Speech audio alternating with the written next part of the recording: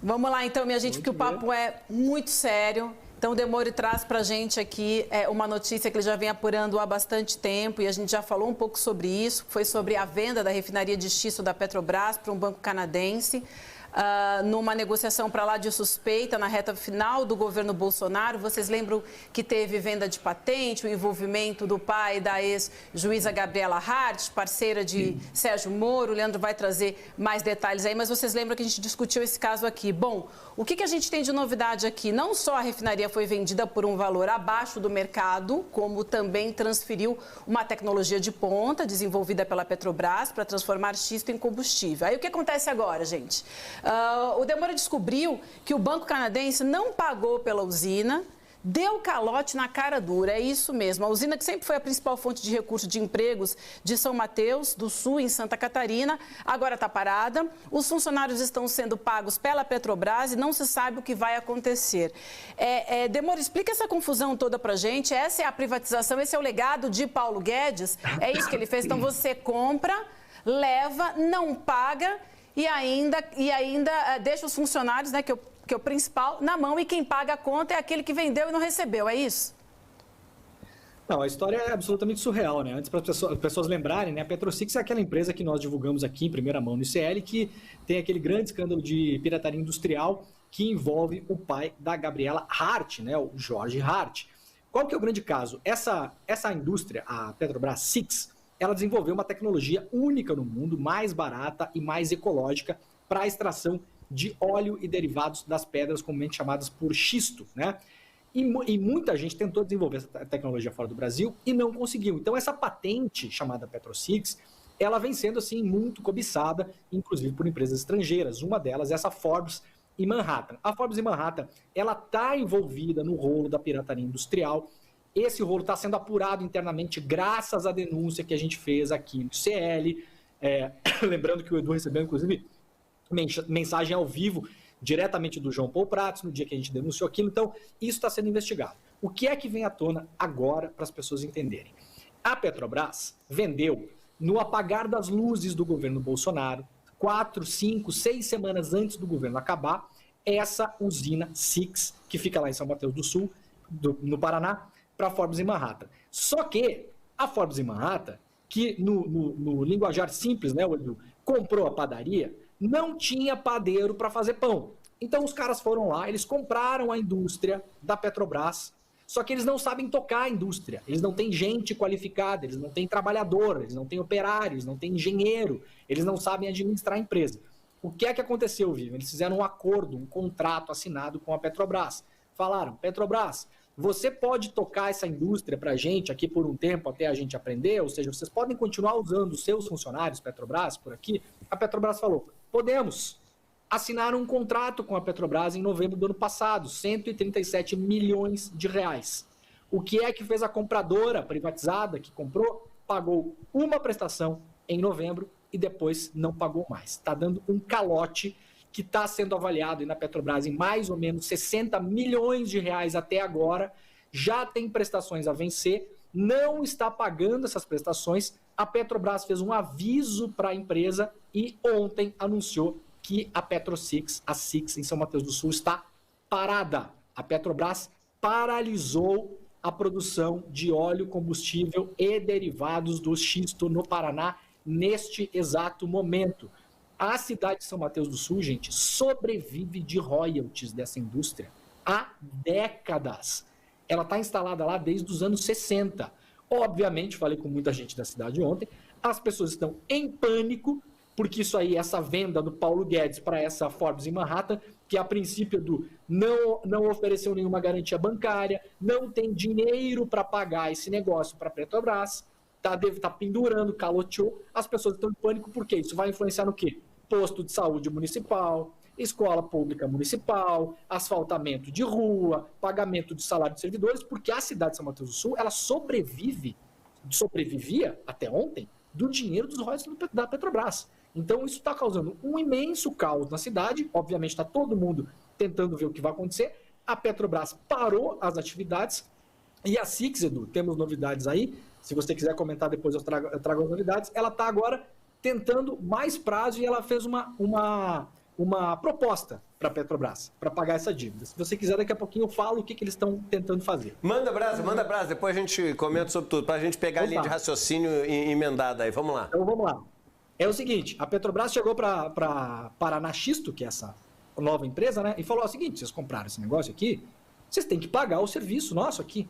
Então, nesse momento, atenção, povo brasileiro que está assistindo este programa. Quem está pagando os funcionários de uma empresa privatizada que comprou uma parte da Petrobras é você, tá? Porque quem está pagando os funcionários, porque os funcionários pararam a produção, Edu, mas eles estão trabalhando, porque a empresa tem caldeiras, tem uma questão de segurança, eles não podem fechar a empresa, né? Fechar a porta e ir embora. Então, nós estamos pagando funcionários para manter a empresa que foi vendida. Nosso dinheiro. Aí agora a privatizada que comprou, a Six, falou o seguinte: não, eu vou pagar esse negócio todo aí. Primeiro ela fez uma proposta, ela estava devendo 3 ou 4 parcelas, que somavam aí 30, 40 milhões de reais, fez uma proposta, Edu, para pagar em maio $1 milhão. Falou: eu vou começar a pagar isso aqui, eu vou te pagar $1 milhão e depois a gente vê o resto. A Petrobras falou: não, eu não aceito $1 milhão. Aí eles quitaram uma parte da dívida, lembrando que o contrato total é 137 milhões de reais, quitaram uma parte da dívida menor, tem parcelas atrasadas de janeiro, fevereiro, março, abril, maio e a vencer junho e julho, tá? E falaram o seguinte: eu não tenho dinheiro para pagar isso aqui para vocês, posso pagar em óleo? Atenção, Edu, eu vou fazer uma coisa bem simples para as pessoas entenderem. A Petrobras tinha uma padaria. Ela vendeu a padaria para um terceiro na privatização. O terceiro não tinha padeiros para fazer pão. E falou: Petrobras, você pode continuar fazendo pão para mim aqui? Eu pago para você. Agora eles estão querendo pagar a Petrobras, Edu, em pão produzido pelos funcionários da Petrobras na fábrica que eles compraram. E estão dizendo que o jeito de pagar é esse. E essa negociação está nesse ponto agora. Depende da Petrobras, ou seja, do governo Lula, no fim das contas, falar: vamos aceitar este pagamento em pão ou não. Esse é o grande impasse de privatização que aconteceu em novembro. Já deu calote, já deu problema, já deu rolo, meu cara. Galera, você que está assistindo, é isso mesmo, parece uma maluquice, mas às vezes na vida uma coisa que parece uma maluquice é uma maluquice mesmo, né? Então o que a gente está falando, e que é ótima essa metáfora aqui utilizada pelo Demore, porque é o seguinte: você é dono de uma padaria e essa padaria dá um super lucro. E é uma padaria que tem tecnologias novas que só você desenvolveu. E o mundo inteiro está interessado naquela tecnologia e na sua padaria. Aí um cara chega, no final das contas, né? Vamos supor se ele tivesse proposto isso, porque foi o que aconteceu. Ele fala assim: então a proposta é excelente. Sabe essa padaria que é tua? Que o lucro é seu? Que a tecnologia é sua? A gente vai fazer um negócio ótimo, que é o seguinte: a padaria passa a ser minha. Tá? Eu não te pago nada. A padaria passa a ser minha. Você continua tocando a padaria. Você continua pagando os funcionários da padaria. E aí o seguinte: o que eu vou te pagar pela padaria é um pouco do pão que eu vou produzir na tua padaria, com a tua tecnologia, com os salários que você paga. É tão louco quanto isso. E aí, a gente tem que entrar... A gente tem que entrar, assim, sem brincadeira, tem que entrar mais fundo nessa discussão sobre privatização. Porque isso cai naquele mito de que, tipo assim, quem quer privatização é quem quer um Estado mais leve, quem quer mais liberdade, poder escolher de quem compra, quem é contra os monopólios. E nada mais distante desse teu discurso disso que a gente está vendo. Nada mais... distante desse discurso de quem defende a meritocracia, defende a eficiência, do que uma coisa tão valiosa e tão especial como essa empresa da Petrobras, porque além do que ela produzia, ela tinha um conhecimento, uma tecnologia que ninguém tinha no mundo. No mundo! E aí a questão é o seguinte: é óbvio que tem que rever essa privatização e punir. E se não tinha nenhuma cláusula ali para punir se fizesse isso, tem que punir os administradores da Petrobras da época. Tem que punir quem estava no conselho. Tem que punir quem eram os diretores. Tem que punir o escritório de advocacia que preparou o contrato para a Petrobras. Porque não pode. Não pode negociar coisa assim. Porque é nossa. É nossa. E eu acho que já passou da hora, e o Lula já falou que quer fazer, mas a gente tem que pressionar para fazer, tem que passar o pente fino na privatização da Eletrobras. Quem garante que a Eletrobras não vai ser o próximo caso? Só que muito maior e afetando a vida de todo mundo. Porque sem energia a gente não consegue nem sair de casa, nem ficar em casa. Quem garante que a Eletrobras não é a próxima Lojas Americanas? Quem garante que a refinaria que a gente vendeu para os Emirados Árabes também não está com vários esquemas como esse? Quem garante? Eu não estou falando que está, eu estou falando o seguinte, se a gente não ia passar um pente fino em tudo, é no preço, é na forma como foi feito o contrato, é nos ritos se foram seguidos corretamente. Todas essas privatizações que foram feitas a toque de caixa, por preços ridículos, entregando o que a gente tinha de maior patrimônio, de maior valor durante o governo Bolsonaro, por Paulo Guedes, que era quem coordenava isso tudo, isso tem que ser passado a limpo urgentemente. Esse caso é um escândalo, que talvez seja difícil cair a ficha do tamanho do escândalo, porque você fica assim, não é possível que eu entendi certo. Não é possível que eu entendi certo. O cara comprou a padaria sem pagar, o outro que tinha padaria, o lucro, continua tendo todos os gastos da padaria, continua tendo o trabalho da padaria, só que ele não recebeu dinheiro nenhum e o lucro vai pro cara que comprou, que não pagou nada, só que vai em pão. Pois é, você entendeu certo. E se você entendeu certo e continua sendo a favor das privatizações, porque esse é um caso isolado, é hora de você começar a estudar mais casos, para você ver que os casos isolados não são isolados. O ponto fora da curva não é fora da curva. É a curva que não está passando pelos pontos que ela deveria estar passando, porque a grande mídia desenha essa curva fora dos pontos. Não são os pontos que estão fora da curva, é a curva que foi desenhada fora dos pontos. A curva passa certinho em cima dos pontos. E vocês vão ver que os casos de privatização no Brasil são muito mais isso do que o contrário. E o Leandro levantou essa pedra lá atrás, dizendo o seguinte, olha, esse negócio não está cheirando bem. Impressionante essa história e ela revela pelo menos duas coisas. O primeiro, o que fazer com algo que é um ativo dos brasileiros, essa é uma questão, mas a outra, como o Leandro trouxe, absolutamente estapafúrdio isso, né? Vamos colocar o que é, mas o que ela mostra é que qualquer processo de privatização precisa ter um controle externo muito claro, porque, caso contrário, você tem não só o fim desse ativo sendo da população, mas esse processo sendo, obviamente, sequestrado por gente que tem um outro interesse. Então, esse exemplo não é para dizer, Edu, não queremos o capital privado, não importa. Claro que importa, claro que é fundamental para qualquer economia do mundo. Agora, num processo desse, você descobrir que o pãozinho, usando a analogia aí do Leandro, é a forma de pagamento, quem é que controlou isso? Quem é que estava monitorando um processo desse que chega a uma conclusão como essa? Uma dica que eu sempre gosto, Leandro, é o seguinte, vê quem se deu bem. Isso. Vê quem se deu bem e quem se deu mal. Parte sempre daí. Então, o pai da moça lá se deu bem, né? A empresa lá de fora, que não está tendo que pagar os salários e está ganhando, sem trabalhar, sem pagar, está ganhando ali o pãozinho da padaria, se deu bem também. Os advogados que fizeram essa consultoria ganharam dinheiro, se deram bem. Então tem que ver todo mundo que se deu bem na história, porque é a primeira dica para ver quem pode estar por trás de uma baixaria como essa. Sabe o que me incomoda, Leandro, Edu? É que sempre é o mesmo grupo que se dá mal. É isso. Né? É sempre quem se dá mal. Por isso que eu falei, vê quem se deu bem. Quem se dá mal a gente sabe, não é a gente, né? O grupo que se dá bem muda, dependendo da privatização, dependendo do grupo, dependendo. Agora, o grupo que se dá mal, e se dá mal significa quem é que pagou por isso. Isso, é isso. Né? Essa é a questão. Uma constante que a gente vê, né? Nesses leilões,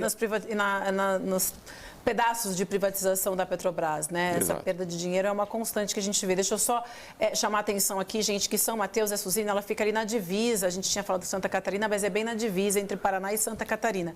E eu queria aproveitar e te perguntar aqui, Demore, o seguinte, se os canadenses podem usar essa tecnologia da Petrobras em outras usinas de xisto que eles têm pelo mundo, se tem algum tipo de... se tem alguma maneira de proteger essa patente, porque afinal de contas, até a detenção dessa patente por parte dos canadenses se deu de uma maneira muito suspeita, né? Como é que fica isso a partir de agora? Essa é a grande questão. Eu até mandei para o pessoal da produção, se conseguirem colocar para a gente aí a tabela da dívida, né? Para as pessoas entenderem o tamanho do problema. Uma dívida que está sendo assumida por nós, pelo povo brasileiro. A gente está pagando essa conta, tá aí, ó. Situação atual, Paraná Xisto, que são os canadenses, está inadimplente em aproximadamente 40 milhões de reais, né? Com mais 12 a vencer. Então, olha aí, ó. Edu, atenção, privatizou em novembro, tá? Privatizou em novembro. Eles pagaram a de novembro em abril. Aí depois eles pagaram de dezembro em maio. E a de janeiro em porque a Petrobras ameaçou parar a usina. E depois a de fevereiro não foi paga, a de março não foi paga, a de abril não foi paga. Então a gente está falando aí de 10, 20, 34, quase 40 milhões que está em atraso e uma a vencer ainda. De novo, eles estão dizendo, nós não temos dinheiro para pagar isso, a gente quer pagar em óleo produzido pela indústria que nós compramos, que está sendo tocado pelos vossos funcionários. Esse é o assunto deles. Então, sobre qual que era o grande medo, na verdade? A gente falou sobre isso aqui no ICL, a gente alertou, nós conversamos sobre isso, publicamos matéria. O grande medo era o seguinte: os canadenses da Ford de Manhattan não estavam interessados na usina, eles queriam a patente do PetroSix. O grande medo que tinha os sindicatos, os ativistas, o pessoal, inclusive muita gente da própria Petrobras, a população local, era: essa gente vai abandonar a indústria, e se abandonar a indústria, a cidade de São Mateus do Sul está literalmente falida, tá bom? Porque é um passo para essa gente parar de pagar os royalties. Estou ainda investigando, tá, Edu? Se é que estão pagando, não consegui descobrir ainda. Há possibilidade, inclusive, de que a cidade está tomando royalties nos calotes. Eu não sei, ainda não consegui descobrir, mas posso imaginar que se os caras não estão pagando nem para tocar a fábrica, meu caro, lá vão estar pagando royalties para a prefeitura, né? Então, estou atrás disso ainda. A grande questão era essa: eles estavam atrás da tecnologia que a Petrobras desenvolveu com anos e anos e anos de investimento de dinheiro público. Eles compraram a tecnologia junto com a fábrica. Agora o grande temor é o quê? Que eles abandonem essa fábrica, deixem a fábrica lá como um elefante branco, abandonem a cidade e levem a tecnologia para explorar xisto em outros países. Essa é a grande questão, Vivian. Agora, alguém em sã consciência que está assistindo o programa aqui, tem alguma dúvida que essa venda foi mal feita, no sentido de não ter tido os controles? Gente, uma venda que é feita e no mês seguinte o cara não paga, é claro que foi uma venda feita sem todo o processo, a gente chama de due diligence, ou seja, as diligências que têm que ser feitas. É claro que elas não foram feitas. É claro que as garantias não foram apresentadas. Várias dessas operações têm as chamadas escrow accounts. O que são as escrow accounts? É uma conta onde quem compra deposita um pedaço do dinheiro que ele tem que pagar e fica sendo remunerado, mas já está travado, já está garantido que se o cara não pagar, aquela escrow ali, ela vai alimentar para pagar o que ela deve. Cadê esse dinheiro? Cadê o dinheiro travado? Cadê a garantia? Cadê os contratos? Cadê a punição? A gente quer saber qual a punição que ela vai pagar. Ou vai ser só o seguinte: daqui a um tempo, se pressionarem muito, ela fala, então eu pago. É o famoso deu de migué. Conhece essa expressão? Tá dando de migué? Então, qual que é o migué da história? Ah, não paga não. O dia, se ele pedir muito, aí a gente paga. É melhor tentar fazer desse jeito e depois a gente paga em petróleo. Agora, não tem punição pro migué? É isso aí? O cara escolhe tentar dar um migué sem ser punido? Então, Leandro, é claro que o processo foi mal feito. É claro que o processo foi mal feito. Não, e você que entende de contrato, Edu, me explica uma coisa que realmente eu tenho dificuldade de entender. Se eu for comprar um carro hoje, uma casa, eu preciso dar garantia, certo? Então eu chego lá no banco, o banco fala, tá, mas que garantia você tem se você não me pagar? Eu falo, bom, eu tenho um cavalo, um cachorro, né, e um par de tênis. Aí o banco fala, não, isso aí eu não aceito ou aceito, beleza. Eu não achei no contrato de serviços da Petrobras com a Paranaxisto as garantias, Edu. Nesse contrato específico de prestação de serviço, não tem garantias sólidas que dizem o seguinte: se vocês não pagarem, eu vou lá e tomo uma mina de vocês, eu tomo uma frota de carros, eu tomo uma indústria. É simplesmente não pagar, não pagou. Aí a gente pode imaginar o seguinte: se o Paulo Guedes permanecesse com uma segunda vitória do Bolsonaro, Edu, provavelmente esse assunto já estava encerrado, os caras já tinham aceitado o óleo em pagamento, já tinham perdoado dívida e a gente não ia nunca mais falar nessa história. Os caras teriam ganho de presente uma usina e uma tecnologia desenvolvida com dinheiro público da Petrobras no Brasil. Leandro, deixa eu fazer uma pergunta para você, em nome do nosso chat aqui, que está comentando muito sobre esse tema. Aliás, uma ótima audiência. Muito obrigado a todos que estão acompanhando. Não esqueçam de comentar, deixar o like, compartilhar a live. Mas tem muita gente perguntando aqui. Teve um ótimo comentário dizendo que os canadenses foram de Americanas, o que faz muito sentido. Mas e agora? A gente faz o quê? A gente ficou com prejuízo? É isso aí mesmo? A gente perdeu a refinaria, perdeu o dinheiro, perdeu a tecnologia e acontece o quê? Tem como recuperar, reestatizar, reverter o processo ou foi de Americanas mesmo? Então, William, isso está na mão agora da diretoria executiva da Petrobras, né? A Petrobras já decidiu não aceitar, numa primeira negociação, o pagamento em óleo produzido pela indústria. Não sabemos se vai ceder a isso depois ou não. Isso é uma questão que está em aberto. Tem que ver até quando há no contrato que está publicado na matéria uma previsão de multa caso você atrase. Então o contrato diz o seguinte: se você atrasar os pagamentos, você pode ser multado. E se você atrasar, eu vou te notificar. Se em 30 dias você não me pagar, eu paro a fábrica. Atenção, a Petrobras descumpriu esses próprios 30 dias aparentemente, porque demorou muito mais tempo, os caras já não estavam pagando conta desde o ano passado, né? Então, na verdade, William, vira um problema político para o governo Lula também, porque está com uma indústria parada, né? Para retomar essa indústria, vai ter que eventualmente aceitar a pressão desses canadenses e receber o pagamento de um jeito que não é em grana, né? Se os caras falarem que não tem dinheiro, a fábrica fica parada. O interesse deles é a tecnologia já é deles, a patente é deles, eles compraram, eles vão vender isso no mercado lá fora, eles vão aplicar em outras indústrias, eles vão tirar esse investimento deles, que na verdade não está nem sendo pago no Brasil, deixou uma bomba na mão dos brasileiros. Aí eu faço coro junto com o Edu. Tem que pegar isso, investigar direito, como já está feita a investigação. Tem uma investigação interna na Petrobras sobre a privatização da SIX, que começou de novo graças à matéria que a gente publicou aqui no ICL. Tem que olhar essa investigação, a diretoria da Petrobras tem que olhar essa investigação, acionar os órgãos de controle e começar a falar em restatização, William. Se não tem saída para a SIX, se os caras não vão pagar, o cara botou uma arma na sua cabeça e falou: não vou pagar, eu vou pagar com o pão que o seu padeiro fizer para mim aqui nessa indústria. Então, na minha visão, que estou acompanhando esse caso desde o começo, já passou da hora de pensar em retomar essa usina para dentro do sistema Petrobras. Ô, Demor, isso não lembra também um pouquinho, Edu, o caso da NTS também, né? Porque lá em 2018, né, ela tinha um lucro aí, uma expectativa de lucro até 2028 de 49 bilhões. Aí ela foi vendida por 17 bilhões na época. Aí foi aquele esquema, né? Então, ela começou a alugar os dutos da NTS, ou seja, você vende a empresa, depois você aluga de volta. E aí ela foi vendida por, no final das contas, a Petrobras recebeu 9 bilhões por ela, mas em um ano pagou 5 bilhões pelo aluguel desses dutos. Quer dizer, em um ano, metade do que ela pagou, ela recebeu de volta, né? Ou melhor, metade do que ela deveria receber, ela pagou de volta. E a gente vê isso acontecer em vários contratos de privatização da Petrobras, né? Você paga, mas não leva. É exatamente isso. A gente tem visto, inclusive, nessas privatizações do Paulo Guedes. A gente tem um exemplo clássico, aliás, para avisar as pessoas. Nós seguimos investigando privatizações, principalmente da Petrobras, aqui no ICL e lá na minha newsletter A Grande Guerra. Então, fiquem de olho que essa matéria não é a última. A gente está em cima de outros casos, inclusive maiores do que esse em termos de volume financeiro. Por exemplo, tem um caso lá na Bahia. Olha só o que os caras fizeram, Vivian. Veja se o capital privado, em conluio com o capital público, nesses momentos, não é maquiavelicamente genial.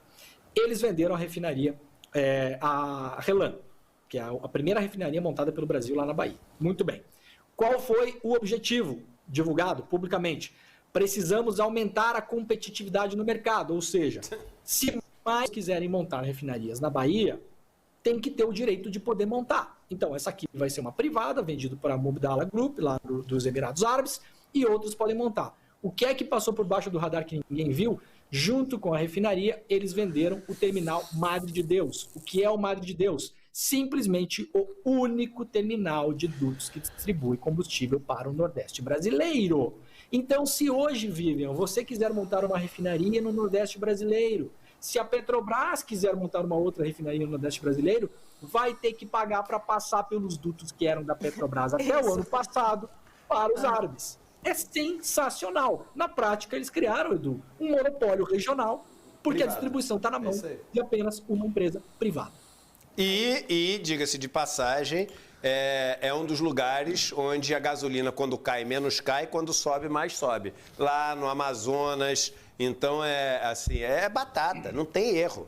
Não tem erro. E foi uma das desculpas também para explorar o pré-sal, né? Vamos vender tudo para ter investimento para explorar o pré-sal. E na prática a gente viu que não foi o que aconteceu.